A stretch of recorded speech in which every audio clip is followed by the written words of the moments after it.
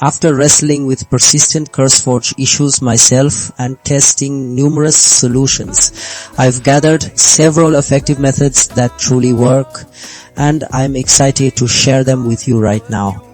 This guide will help you fix Curseforge Addon Manager installation failed and corrupt situations for good.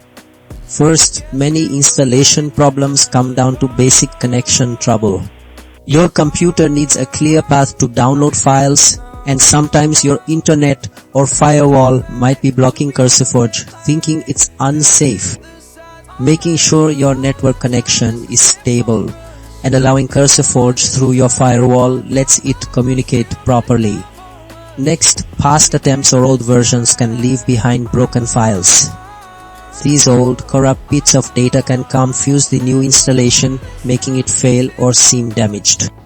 Cleaning out these old files gives Curseforge a fresh start so it doesn't trip over old problems. Third, programs need permission to set up on your computer.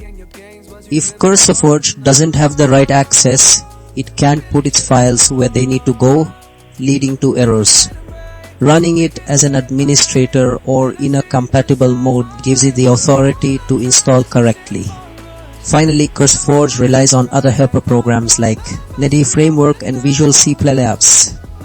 If these core parts are missing, old or broken, Curseforge won't work. Updating or reinstalling these essential tools ensures your system has all the building blocks Curseforge needs to run without issues.